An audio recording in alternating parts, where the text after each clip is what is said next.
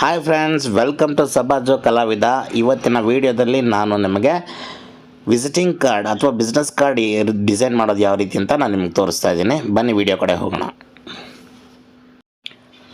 Hello friends, welcome to ಸಬಾಜೋ ಕಲಾವಿದ. ಸ್ನೇಹಿತರೆ, ಇವತ್ತಿನ ವಿಡಿಯೋದಲ್ಲಿ ನಾನು ಕೊರೋಲ್ ಡ್ರಾನಲ್ಲಿ ಒಂದು ಬಿಸ್ನೆಸ್ ಕಾರ್ಡ್ ಹೇಗೆ ಡಿಸೈನ್ ಮಾಡೋದು ಅಂತ ನಾನು ನಿಮಗೆ ತೋರಿಸ್ಕೊಡ್ತಾ ಇದ್ದೀನಿ.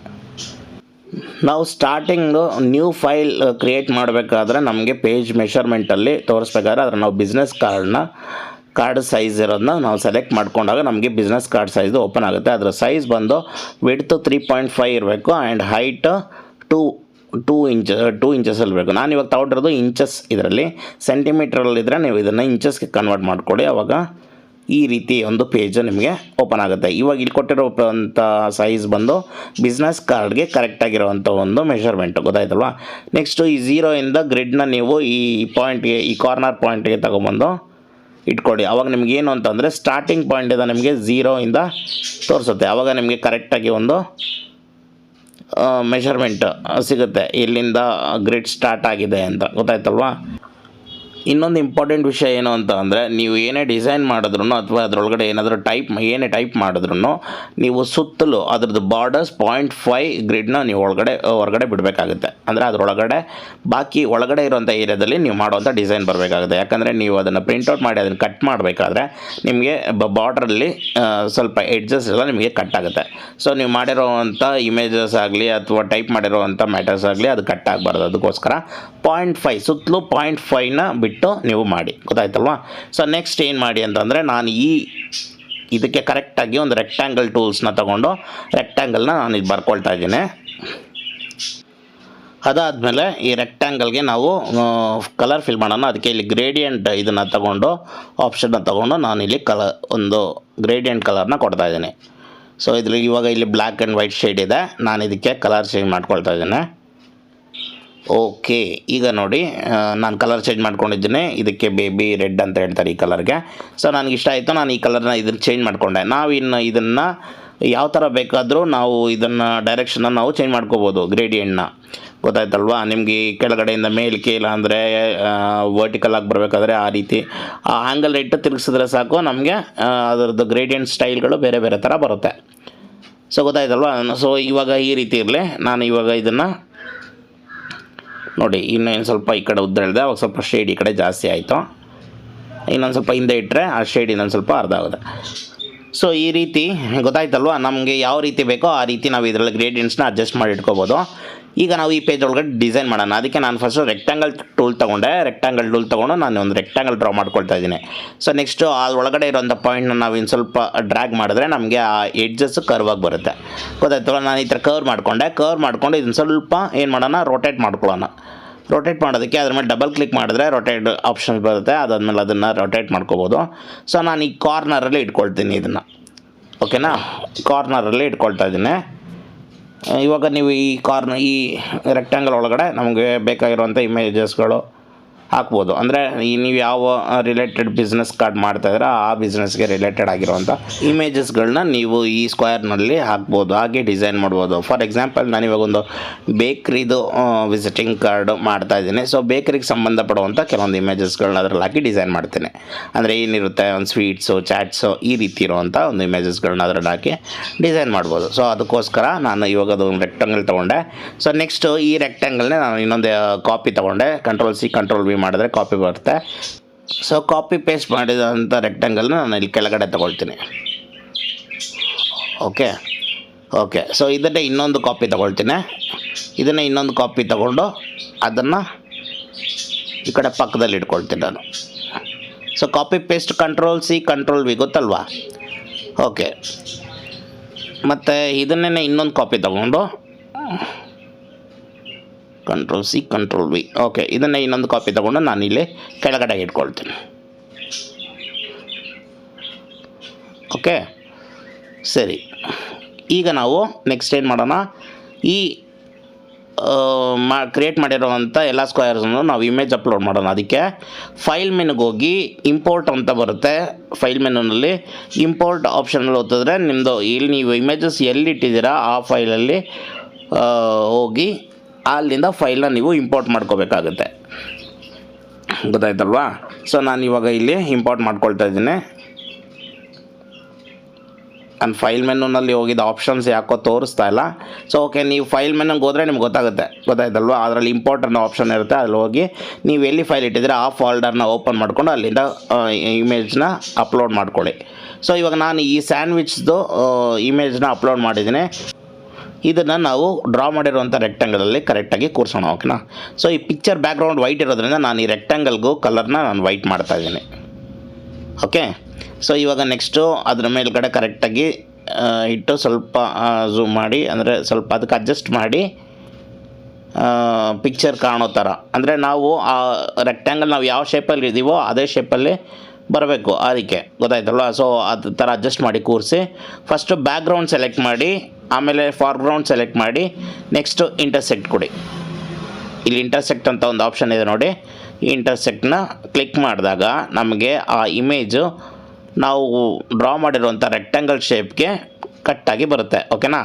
ನೆಕ್ಸ್ಟು ನಾವು ಇದನ್ನು ಈ ಎರಡನ್ನೂ, ಅಂದರೆ ಬ್ಯಾಕ್ಗ್ರೌಂಡಲ್ಲಿರೋವಂಥ ರೆಕ್ಟ್ಯಾಂಗಲ್ನು ಮತ್ತು ಆ ಸ್ಯಾಂಡ್ವಿಚ್ ಎರಡು ಕ್ರಾಪ್ ಆಗಿದೆ ಅಲ್ವಾ?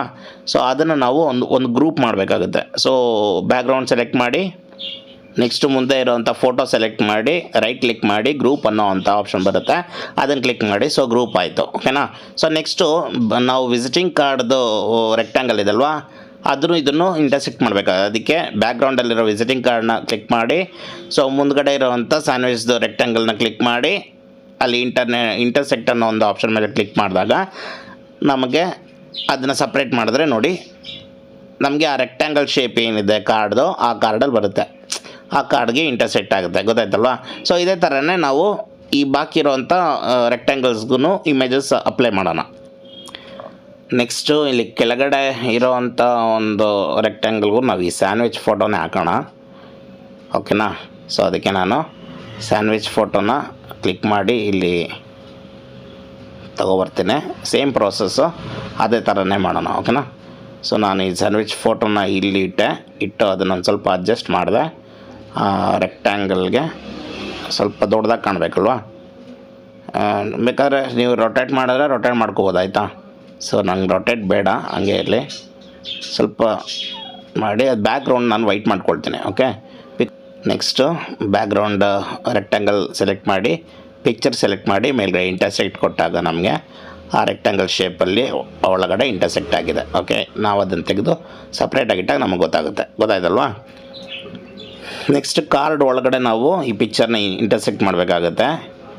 ಸೊ ಆವಾಗ ನಮಗೆ ಕಾರ್ಡ್ ಆದ ಶೇಪ್ಗೆ ಎಷ್ಟಿದೆಯೋ ಅಷ್ಟು ಮಾತ್ರ ಪಿಕ್ಚರ್ ಉಳ್ಕೊಂಡು ಬಾಕಿ ಇರೋ ಪಿಕ್ಚರ್ ಕಟ್ ಆಗುತ್ತೆ. ಸೊ ಅದಕ್ಕೆ ನಾವು ಫಸ್ಟ್ ಬ್ಯಾಕ್ಗ್ರೌಂಡ್ ರೆಕ್ಟ್ಯಾಂಗಲ್ ಅದನ್ನು ಸೆಲೆಕ್ಟ್ ಮಾಡಿ, ಆಮೇಲೆ ಫಾರ್ಗ್ರೌಂಡ್ ಪಿಕ್ಚರ್ನ ಸೆಲೆಕ್ಟ್ ಮಾಡಿ, ನೆಕ್ಸ್ಟು ಇಂಟರ್ಸೆಕ್ಟ್ ಆಪ್ಷನ್ನ ಕ್ಲಿಕ್ ಮಾಡಿದಾಗ ನಮಗೆ ಆ ಪಿಕ್ಚರಲ್ಲಿ ಕರೆಕ್ಟಾಗಿ ಕ್ರಾಪ್ ಆಗಿಬರುತ್ತೆ. ಸೊ ನೋಡಿ, ಈ ರೀತಿ ಕಾಣುತ್ತೆ, ಗೊತ್ತಾಯ್ತಲ್ವಾ?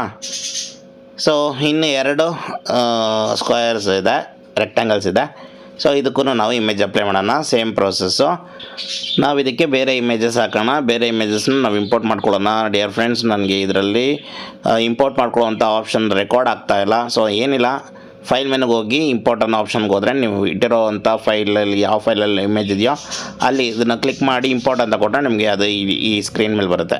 ಸೊ ನೀವು ಅದನ್ನು ನೆಕ್ಸ್ಟು ಅಡ್ಜಸ್ಟ್ ಮಾಡ್ಕೋಬೋದು, ಗೊತ್ತಾಯ್ತಲ್ವ? ನಾನು ಇವಾಗ ಬರ್ಗರ್ದು ಪಿಕ್ಚರ್ನ ನಾನು ಇದನ್ನು ಇಂಪೋರ್ಟ್ ಮಾಡ್ಕೊಂಡಿದ್ದೀನಿ. ನೆಕ್ಸ್ಟ್ ಈ ರೆಕ್ಟ್ಯಾಂಗಲ್ ಮೇಲೆ ಇಟ್ಟು ನಾವು ಅದನ್ನು ಸ್ವಲ್ಪ ಅಡ್ಜಸ್ಟ್ ಮಾಡೋಣ. Next same process, background white ಮಾಡ್ತಾಯಿದ್ದೀನಿ ರೆಕ್ಟ್ಯಾಂಗಲ್ದು.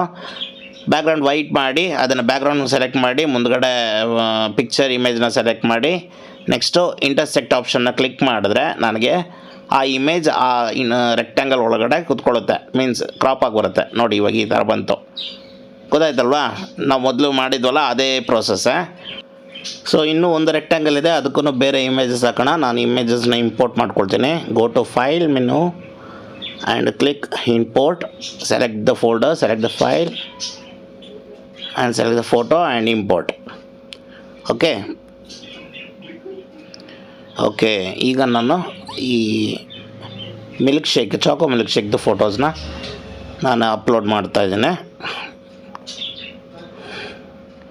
ಇದನ್ನೊಂದು ಸ್ವಲ್ಪ ಚಿಕ್ಕದು ಮಾಡಿ ಕರೆಕ್ಟಾಗಿ ಆ ರೆಕ್ಟ್ಯಾಂಗಲ್ಗೆ ಅಡ್ಜಸ್ಟ್ ಆಗೋ ಥರ ಅದರಲ್ಲಿ ಕೂರಿಸಿ ನಾವು ಅದನ್ನು ಇಂಟರ್ಸೆಕ್ಟ್ ಮಾಡೋಣ. ಓಕೆನಾ?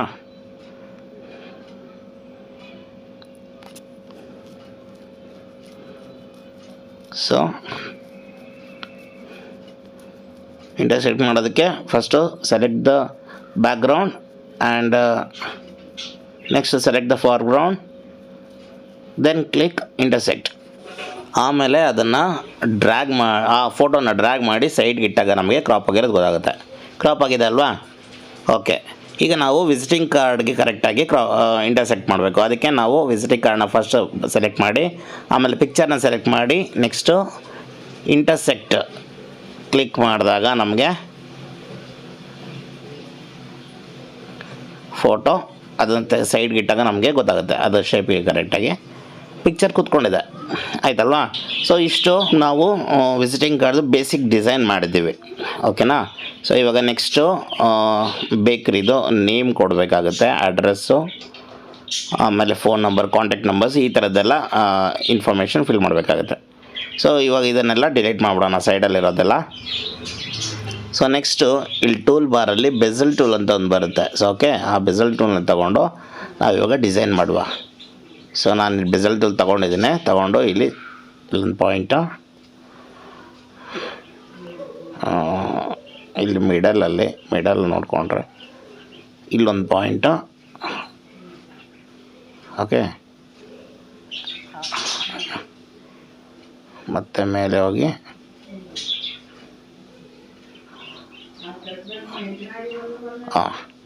ಓಕೆ, ನಾನು ಈ ರೀತಿ ಆ ಫಿಗರ್ನ ಕ್ಲೋಸ್ ಮಾಡಬೇಕಾಗುತ್ತೆ. ಲಾಸ್ಟ್ ಎಂಡಿಂಗ್ ಪಾಯಿಂಟ್ ನಾವು ಫಿಗರ್ ಕ್ಲೋಸ್ ಆಗಬೇಕಾಗುತ್ತೆ. ಓಕೆ, ಇದರಲ್ಲಿ ಗ್ರೇಡಿಯಂಟ್ ಕಲರ್ ಕೊಡ್ತಾ ಇದ್ದೀನಿ. ಗ್ರೇಡಿಯಂಟ್ ಆಪ್ಷನ್ ತೊಗೊಂಡು, ಸೊ ಬ್ಲ್ಯಾಕ್ ಇದೆ, ನಾನು ಕಲರ್ ಚೇಂಜ್ ಮಾಡ್ತಾಯಿದ್ದೀನಿ. ಸೊ ಅದರ ಮೇಲೆ ಕ್ಲಿಕ್ ಮಾಡಿ ನಾನು ಬೇಬಿ ಪಿಂಕ್ ಕೊಡ್ತಾಯಿದ್ದೀನಿ. ಓಕೆ, ನೋಡಿ ಇವಾಗ pink and white gradient colour ಬಂದಿದೆ. ಆಯ್ತಲ್ವಾ? ಸೊ ನೆಕ್ಸ್ಟ್ ನಾನು ಅದೇ ಥರ ಇನ್ನೊಂದು ಸಲ ಬೆಸಲ್ ಟೂಲ್ ತೊಗೊಂಡು ನಾನು ಅದನ್ನೇ ಕೆಳಗಡೆಗೆ ಅದೇ ಥರ ಒಂದು ಟ್ರಯಾಂಗಲ್ ಥರ ಶೇಪ್ನ ನಾನು ಇಲ್ಲಿ ಡ್ರಾ ಮಾಡ್ಕೊಳ್ತಾ ಇದ್ದೇನೆ. ಓಕೆ, ಸೊ ಟ್ರಯಾಂಗಲ್ಲು ನಾವು ಎಲ್ಲೇ ಪಾಯಿಂಟ್ ಲಾಸ್ಟಲ್ಲಿ ಅದಕ್ಕೆ ಕ್ಲೋಸ್ ಆಗಬೇಕಾದ್ರೆ ನಾವು ಆ ಪಾಯಿಂಟಿಗೆ ರಿಟರ್ನ್ ಎಲ್ಲಿ ಸ್ಟಾರ್ಟ್ ಮಾಡಿರ್ತೀವೋ ಅಲ್ಲಿಗೆ ಬಂದು ಕ್ಲೋಸ್ ಮಾಡಬೇಕಾಗುತ್ತೆ. ಓಕೆ, ನೆಕ್ಸ್ಟ್ ಅದಕ್ಕೂ ನಾನು ಗ್ರೇಡಿಯಂಟ್ ಕಲರ್ ಫಿಲ್ ಮಾಡ್ತಾ ಇದ್ದೇನೆ. ಗ್ರೇಡಿಯಂಟ್ ಆಪ್ಷನ್ ತೊಗೊಂಡು, ಓಕೆ, ಅದಕ್ಕೂ ಸೇಮ್ ಅದೇ ಬೇಬಿ ಪಿಂಕ್ ನಾನು ಕಲರ್ ಫಿಲ್ ಮಾಡ್ತಾ ಇದ್ದೀನಿ.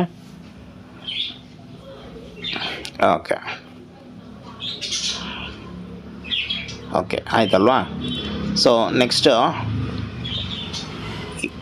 ನಾನು ಸ್ವಲ್ಪ ಕೆಳಗಡೆ ಹೇಳಿದ್ರೆ ಸ್ವಲ್ಪ ವೈಟ್ ಶೇಡಿಂಗ್ ಜಾಸ್ತಿ ಕಾಣುತ್ತೆ. ಅಂದರೆ ನಮ್ಗೆ ಯಾವ ರೀತಿ ಬೇಕೋ ಆ ರೀತಿ ಅಡ್ಜಸ್ಟ್ ಮಾಡ್ಕೋಬೋದು ಗ್ರೇಡಿಯಂಟ್ನ. ಮತ್ತು ಅದೇ ಥರ ಯಾವ ಶೇಪ್ ಬೇಕೋ ಆ ಶೇಪಲ್ಲಿ ಬೆಸಲ್ ಟೂಲಿಂದ ನಾವು ಟ್ರಯಾಂಗಲ್ ಥರ ಯಾವ ಶೇಪ್ ಬೇಕಾದರೂ ಬರ್ಕೋಬೋದು. ಒಟ್ಟು ಕ್ಲೋಸ್ ಮಾಡಬೇಕಾಗುತ್ತೆ ಅಷ್ಟೇ, ಗೊತ್ತಾಯ್ತಲ್ವಾ? ನಾನು ಇನ್ನೊಂದು ಟ್ರಯಾಂಗಲ್ನ ಕೂಡ ಅದ್ರ ಪಕ್ಕದಲ್ಲಿ ಡ್ರಾ ಮಾಡ್ಕೊಳ್ತಾ ಇದ್ದೇನೆ. ಅದಕ್ಕೂ ಕೂಡ gradient colour same colour fill ಮಾಡೋಣ. ಓಕೆ, ಸೊ ಟ್ರಯಾಂಗಲ್ ಆಯಿತು. ಗ್ರೇಡಿಯಂಟ್ ಕಲರ್ ನಾನು ಹಾಕ್ತಾಯಿದ್ದೇನೆ. So same baby pink. Okay, colour ಕೊಟ್ಟಾಗಿದೆ. ಓಕೆ, ಸೊ ನೆಕ್ಸ್ಟು ಮತ್ತೆ ನಾನು ಬೆಸಲ್ ಟೂಲ್ನ ತೊಗೊಂಡು ರೈಟ್ ಸೈಡಿರೋಂಥ ಪೋರ್ಷನ್ಸ್ನ ನಾನು ಅದೇ ಪಾಯಿಂಟ್ ಔಟ್ ಮಾಡಿ ನಾನೊಂದು ಫಿಗರ್ನ ಅಲ್ಲಿ ಕರೆಕ್ಟಾಗಿ ಅದ್ರ ಶೇಪ್ಗೆ ನಾನು ಡ್ರಾ ಮಾಡ್ಕೊಳ್ತಾ ಇದ್ದೀನಿ. ಯಾಕಂದರೆ ಅಲ್ಲೇ ಅಲ್ವಾ ಇನ್ಫಾರ್ಮೇಷನ್ ಡ್ರಾ ಮಾಡಬೇಕಾಗಿರೋದು. ಸೊ ಅದಕ್ಕೆ ಸೊ ಇಲ್ಲೊಂದು ಪಾಯಿಂಟು, ನೆಕ್ಸ್ಟ್ ಈ ಕಾರ್ನರ್ ಒಂದು ಪಾಯಿಂಟು, ಮೇಲೊಂದು ಪಾಯಿಂಟು, ನೆಕ್ಸ್ಟ್ ಕ್ಲೋಸ್ ಎಲ್ಲಿಗೆ ಫಸ್ಟ್ ನಾನು ಎಲ್ಲಿಗೆ ಸ್ಟಾರ್ಟ್ ಮಾಡಿದ್ನೋ ಅಲ್ಲಿ ತಂದು ಕ್ಲೋಸ್ ಮಾಡಿದೆ. ಓಕೆ, ಈಗ ನನಗೆ ಇಲ್ಲೊಂದು ಶೇಪ್ ಸಿಕ್ಕಿದೆ. ನಾನು ಅದಕ್ಕೆ ವೈಟ್ ಫಿಲ್ ಮಾಡಿದೆ. ಓಕೆ, ಈ ವೈಟ್ ಪೋರ್ಷನಲ್ಲಿ ನಾವು ನೇಮು, ಅಡ್ರೆಸ್ಸು ಇದೆಲ್ಲ ಫಿಲ್ ಮಾಡಬೇಕಾಗತ್ತೆ. ಅದಕ್ಕೂ ಮುಂಚೆ ನಾವು ಬರೆದಿರೋವಂಥ ಶೇಪಿಂದ ಔಟ್ಲೈನ್ನ ನಾವು ರಿಮೂವ್ ಮಾಡೋಣ. ಓಕೆ, ಅದಕ್ಕೆ ಔಟ್ಲೈನ್ ಬೇಡ, ಸೊ ಚೆನ್ನಾಗಿ ಕಾಣೋದಿಲ್ಲ. ಸೊ ಔಟ್ಲೈನ್ ರಿಮೂವ್ ಮಾಡೋಣ. ಶೇಪ್ ಮೇಲೆ ಕ್ಲಿಕ್ ಮಾಡಿ ನಾವು ಮೇಲ್ಗಡೆ ಔಟ್ಲೈನ್ ರಿಮೂವರ್ ಅದ್ರ ಮೇಲೆ ರೈಟ್ ಕ್ಲಿಕ್ ಮಾಡಿದ್ರೆ ನಮಗೆ ಆ ಶೇಪಿಂದ ಔಟ್ಲೈನ್ ಹೋಗುತ್ತೆ. ಓಕೆ, ಸೊ ನೆಕ್ಸ್ಟ್ ಓಕೆ ಈಗ ನಾವು ಡ್ರಾ ಮಾಡಿರುವಂಥ ಶೇಪಿಂದ ಔಟ್ಲೈನ್ ಎಲ್ಲ ರಿಮೂವ್ ಆಗಿದೆ ನೋಡಿ, ಇವಾಗ ಚೆನ್ನಾಗಿ ಕಾಣ್ತಾ ಇದೆ. ಓಕೆನಾ ಸರ್, ನೆಕ್ಸ್ಟು ನಾವಿಲ್ಲಿ ಇನ್ಫಾರ್ಮೇಷನ್ನ ಫಿಲ್ ಮಾಡೋಣ. ಫಸ್ಟು ಬೇಕ್ರಿದು ಹೆಸರು ನಾನು ಇಲ್ಲಿ ಟೈಪ್ ಮಾಡ್ತಾ ಇದ್ದೇನೆ. ಎಸ್ ಹೆಚ್ ಬೇಡ, SJ ಅಂತ, SJ ಸ್ವೀಟ್ಸ್.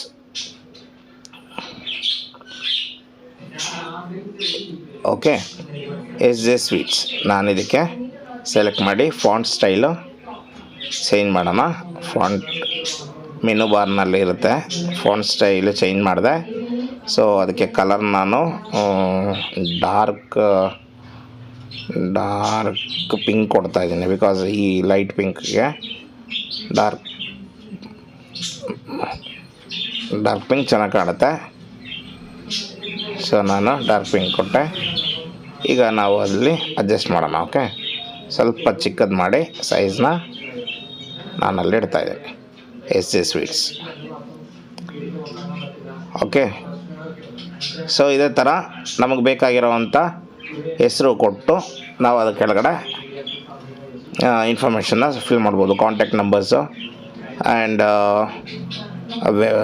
ಮೇಲ್ ID ಇದ್ದರೆ ಮೇಲ್ ID, ಇಲ್ಲ ಅಂದರೆ ಲೊಕೇಶನ್ಸ್ ಸಿಂಬಲ್ಲು, ಇದೇ ಥರ. ಇದಕ್ಕೆಲ್ಲ ಒಂದೊಂದು ಐಕಾನ್ ಬರುತ್ತೆ ಫ್ರೆಂಡ್ಸ್. ಕಾಂಟ್ಯಾಕ್ಟ್ ನಂಬರ್ಗೆ ಫೋನ್ ಐಕಾನ್ಸ್ ಬರುತ್ತೆ, ಆಮೇಲೆ ಇಮೇಲ್ ಐಡಿಗೆ ಒಂದು ಇಮೇಲ್ ಐಡಿದು ಐಕಾನ್ ಬರುತ್ತೆ. ನಾವು ಇದನ್ನೆಲ್ಲ ಇದರಲ್ಲಿ ವಿಂಡೋನಲ್ಲಿ ಹೋದರೆ ಆಪ್ಷನ್ನಲ್ಲಿ ಇರುತ್ತೆ. ಸೊ ಅಲ್ಲಿಂದ ಬೇಡ ಅಂದರೆ ನಾವು ಹೊರಗಡೆಯಿಂದ ಡೌನ್ಲೋಡ್ ಮಾಡಿ ನಾವು ಇದಕ್ಕೆ ಅಪ್ಲೈ ಮಾಡ್ಬೋದಾಗಿದೆ, ಗೊತ್ತಾಯ್ತಲ್ವಾ? ಸೊ ನಾನು ಹೊರಗಡೆಯಿಂದ ಸಿಂಬಲ್ನ ಇಂಪೋರ್ಟ್ ಮಾಡ್ಕೊಳ್ತಾ ಇದ್ದೀನಿ, ನಾನು ಡೌನ್ಲೋಡ್ ಮಾಡಿಟ್ಟಿದ್ದೀನಿ. ಓಕೆ, ಸೊ ಇದೆ ಸಿಂಬಲ್ಲು. ಇದನ್ನು ಸೈಜ್ನ ಚಿಕ್ಕದು ಮಾಡಿ ನಮಗೆ ಎಲ್ಲಿ ಬೇಕೋ ಅಲ್ಲಿ ನಾವು ಪ್ಲೇಸ್ ಮಾಡ್ಬೋದಾಗಿದೆ, ಗೊತ್ತಾಯ್ತಲ್ವಾ?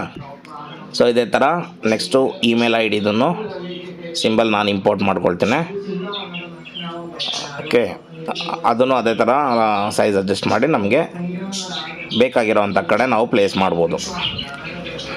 ಇದೇ ಥರ ವೆಬ್ಸೈಟು, ಲೊಕೇಶನ್ನು, ಇದೇ ಥರ ಇದಕ್ಕೆ ಬೇಕಾದಂಥ ಐಕಾನ್ಸ್ಗಳನ್ನ ನಾವು ಹೊರಗಡೆಯಿಂದ ಡೌನ್ಲೋಡ್ ಮಾಡಿಕೊಂಡು ಇದಕ್ಕೆ ಇಂಪೋರ್ಟ್ ಮಾಡಿಕೊಂಡು ನಾವು ಇದರಲ್ಲಿ ಯೂಸ್ ಮಾಡ್ಬೋದು. ಓಕೆ, ಗೊತ್ತಾಯ್ತಲ್ವಾ? ಸೊ ಈಗ ನಾನು ಈ ಫೋನ್ ಐಕಾನ್ ಮುಂದೆ ನಂದು ಫೋನ್ ನಂಬರ್ ಕೊಡ್ತೇನೆ, 225544. ಓಕೆ,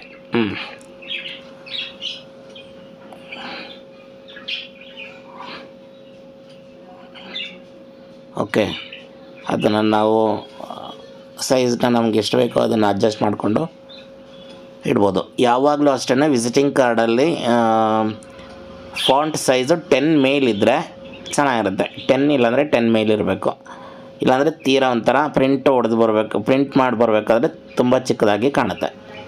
ಸೊ ಸೈಜ್ ಯಾವಾಗಲೂ 10 ಇಲ್ಲಾಂದರೆ 10 ಮೇಲೆ ಇರೋ ಥರ ಇರಲಿ. ಈಗ ಅದೇ ಥರ ನಾನು ಮೇಲ್ ಐಡಿನೂ ಒಂದು ಕೊಡ್ತಾಯಿದ್ದೀನಿ, ಎಕ್ಸಾಂಪಲ್. ಓಕೆ, ನಾನು ಅಲ್ಲಿ ಪ್ಲೇಸ್ ಮಾಡಿದೆ. ಸ್ವಲ್ಪ ಚಿಕ್ಕದು ಮಾಡೋಣ.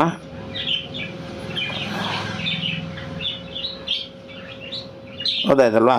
ಸೊ ಈ ರೀತಿ ನಾವು ಯಾವ ಥರ ಬೇಕಾದರೂ ನಾವು ಡಿಸೈನ್ನ ಮಾಡ್ಕೋಬೋದು. ಓಕೆ, ಆಮೇಲೆ ಇಲ್ಲಿ ಖಾಲಿ ಜಾಗ ಇದೆ. ಸೊ ಇಲ್ಲಿ ನಾನೊಂದು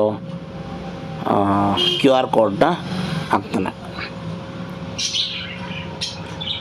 QR ಕೋಡ್ ನಿಮ್ಮ ಚಾಯ್ಸ್, ಅಂದರೆ ಕೆಲವರು ಹಾಕ್ತಾರೆ, ಕೆಲವರು QR ಕೋಡ್ ಏನು ಹಾಕಲ್ಲ. ನಾನು ಜಸ್ಟ್ ಎಕ್ಸಾಂಪಲ್ಗೆ ತೋರಿಸ್ತಾ ಇದ್ದೀನಿ, QR ಕೋಡ್ ಹಾಕ್ಬೋದು. ಸೊ ಈ ರೀತಿ ಬಿಸ್ನೆಸ್ ಕಾರ್ಡನ್ನ ಡಿಸೈನ್ ಮಾಡ್ಬೋದು ಸ್ನೇಹಿತರೆ. ಮತ್ತು ಇನ್ನೊಂದು, ಕೆಲವೊಂದು ಕಾರ್ಡ್ಗಳನ್ನ ನೀವು ನೋಡಿರ್ತೀರ, ಫ್ರಂಟು ಬ್ಯಾಕ್ 2 ಸೈಡನ್ನು ಪ್ರಿಂಟ್ ಮಾಡಿರ್ತಾರೆ. ಸೊ ಆ ರೀತಿ ಮಾಡೋರು ಇದ್ದಾರೆ, ಆ ಥರನೂ ಮಾಡ್ಬೋದು. ಕೆಲವರು ಒಂದು ಸೈಡ್ ಮಾತ್ರ ಪ್ರಿಂಟ್ ಮಾಡಿಸ್ತಾರೆ. ಸೊ ಫ್ರಂಟ್ ಸೈಡಲ್ಲಿ ಒಂದು ಸೈಡ್ ಮಾತ್ರ ಪ್ರಿಂಟ್ ಮಾಡೋದಾದರೆ ಎಲ್ಲ ಇನ್ಫಾರ್ಮೇಷನ್ಸು, ಡೀಟೇಲ್ಸು ಎಲ್ಲ ಫ್ರಂಟ್ ಸೈಡಲ್ಲೇ ಬರೋ ಥರ ಅಡ್ರೆಸ್ಸು ಕಾಂಟ್ಯಾಕ್ಟು ಇದೆಲ್ಲ ಫ್ರಂಟಲ್ಲೇ ಬರೋ ಥರ ಮಾಡ್ತಾರೆ. ಇನ್ನೂ ಕೆಲವರು ಫ್ರಂಟು ಬ್ಯಾಕ್ ಎರಡು ಸೈಡು ಯೂಸ್ ಮಾಡ್ತಾರೆ. ಸೊ ಅಂಥ ಟೈಮ್ನಲ್ಲಿ ಅವ್ರದ್ದು ಕಂಪ್ನಿ ಲೋಗೋ ಏನಿದೆ ಅದು ಮಾತ್ರ, ಅವ್ರದ್ದು ಹೆಸರು, ಅವ್ರದ್ದು ಕಾಂಟ್ಯಾಕ್ಟ್ ನಂಬರು ಮತ್ತು ಅವ್ರದ್ದು ಲೋಗೋ ಮಾತ್ರ ಫ್ರಂಟಲ್ಲಿ ಬಂದು, ಬಾಕಿ ಡೀಟೇಲ್ಸ್ಗಳು ಬಿಸ್ನೆಸ್ ಕಾರ್ಡ್ದು ಬ್ಯಾಕ್ ಸೈಡಲ್ಲಿ ಪ್ರಿಂಟ್ ಆಗೋ ಥರ ಡಿಸೈನ್ ಮಾಡ್ಬೋದು. ಗೊತ್ತಾಯ್ತಲ್ವಾ? ಸೊ ಅಂದರೆ ಅವ್ರದ್ದು ಅವೈಲಬಲ್ ಏನೇನಿದೆ ಸರ್ವೀಸು ಅದ್ರ ಡೀಟೇಲ್ಸು ಬ್ಯಾಕ್ ಸೈಡಲ್ಲಿ ಬರೋ ಥರ, ಮತ್ತು QR ಕೋಡು, ಅವ್ರದ್ದು ಅಡ್ರೆಸ್ಸು ಇದೆಲ್ಲ ಬ್ಯಾಕ್ ಸೈಡಲ್ಲಿ ಬರೋ ಥರ ಡಿಸೈನ್ ಮಾಡ್ಬೋದು. ಓಕೆನಾ? ಸೊ ಅದು ಯಾವ ಥರ ಮಾಡೋದು ಅಂದರೆ, ಫಸ್ಟು ಸ್ವಲ್ಪ ಝೂಮ್ ಔಟ್ ಮಾಡಿ ಮೇಲ್ಗಡೆಯಿಂದ ಫುಲ್ಲಾಗಿ ಡ್ರ್ಯಾಗ್ ಮಾಡಿ ಆಲ್ ಸೆಲೆಕ್ಟ್ ಮಾಡಬೇಕು. ಅದಾದಮೇಲೆ ಅದ್ರ ಮೇಲ್ಗಡೆ ಕರ್ಸರ್ ತೊಗೊಂಡೋಗಿ ಡ್ರ್ಯಾಗ್ ಮಾಡಿ ಸೈಡಲ್ಲಿ ತೊಗೊಂಡ್ರೆ, ಸೈಡ್ಗಿಟ್ರೆ ನಮಗೆ ಅದರದ್ದೇ ಇನ್ನೊಂದು ಕಾಪಿ ಸಿಗುತ್ತೆ. ಗೊತ್ತಾಯ್ತಲ್ವಾ? ಸೊ ಅದರಲ್ಲಿ ನಾವು ಸ್ವಲ್ಪ ಚೇಂಜಸ್ಗಳು ಅಂದರೆ ಫ್ರಂಟು ಬ್ಯಾಕು ಒಂದೇ ಥರ ಇದ್ರೆ ಚೆನ್ನಾಗಿರೋದಿಲ್ಲ. ಸೊ ಬ್ಯಾಕ್ ಸೈಡಲ್ಲಿ ಅದ್ರ ಡೀಟೇಲ್ಸ್ ಫಿಲ್ ಮಾಡೋದಕ್ಕೆ ಸ್ವಲ್ಪ ಜಾಗ ಬೇಕಾಗುತ್ತೆ. ಸೊ ಸ್ವಲ್ಪ ಎಡಿಟ್ ಅಂದರೆ ಸ್ವಲ್ಪ ಚೇಂಜ್ ಮಾಡ್ಕೋಬೇಕಾಗುತ್ತೆ ಅದರದ್ದು. ಅಂದರೆ ಮುಂದ್ಗಡೆ ನಾವು ಹಾಕಿದ ಪಿಕ್ಚರೆಲ್ಲ ಇದನ್ನೆಲ್ಲ ಡಿಲೀಟ್ ಮಾಡಿಬಿಡೋಣ. ಸೊ ಡಿಲೀಟ್ ಮಾಡಿ ಅದು ಬೇರೆ ಫ್ರಂಟಲ್ಲಿ ಮಾತ್ರ ಬರೋ ಥರ. ಗೊತ್ತಾಯ್ತಲ್ವಾ? ಸೊ ಒಂದೊಂದೇ ಸೆಲೆಕ್ಟ್ ಮಾಡಿ ಡಿಲೀಟ್ ಮಾಡಿದರೆ ನಮ್ಮದು ಸರ್ವಿಸ್ ಡೀಟೇಲ್ಸ್ ಏನೇನಿದೆ ಅದನ್ನು ಹಾಕ್ಬೋದು. ಕೆಲವರು ಇಮೇಜ್ ಹಾಕ್ತಾರೆ, ಅವ್ರದ್ದು ಸರ್ವಿಸ್ ಏನೇನು ಅವೈಲೇಬಲ್ ಇದೆ ಅದರದ್ದು, ಕೆಲವರು ಟೈಪ್ ಮಾಡಿ ಹಾಕ್ತಾರೆ. ಸೊ ಇಷ್ಟೇ ಸ್ನೇಹಿತರೆ, ಕೊರಲ್ ಡ್ರಾನಲ್ಲಿ ಬಿಸ್ನೆಸ್ ಕಾರ್ಡ್ ಯಾವ ರೀತಿ ಡಿಸೈನ್ ಮಾಡೋದು ಅಂತ ನಿಮಗೆ ಅರ್ಥ ಆಗಿದೆ ಅಂತ ಅಂದ್ಕೊಳ್ತೇನೆ. ಈ ವಿಡಿಯೋ ನಿಮಗೆ ಇಷ್ಟ ಆಗಿದ್ದರೆ ಲೈಕ್ ಮಾಡಿ, ಹಾಗೆ ನಿಮ್ಮ ಫ್ರೆಂಡ್ಸ್ಗಳಿಗೆ ಶೇರ್ ಮಾಡಿ. ಫಸ್ಟ್ ಟೈಮ್ ವಿಡಿಯೋ ನೋಡ್ತಾ ಇದ್ದರೆ ದಯವಿಟ್ಟು ಚಾನಲ್ನ ಸಬ್ಸ್ಕ್ರೈಬ್ ಮಾಡೋದು ಮರಿಬೇಡಿ ಅಂತ ಹೇಳ್ತಾ, ಮುಂದಿನ ಹೊಸ ವೀಡಿಯೋದೊಂದಿಗೆ ಭೇಟಿ ಆಗ್ತೀನಿ. ಅಲ್ಲಿವರೆಗೂ ನಾನು ನಿಮ್ಮ ಗೆಳೆಯ ಸೆಬಾಸ್ಟಿನ್. ಬಾಯ್.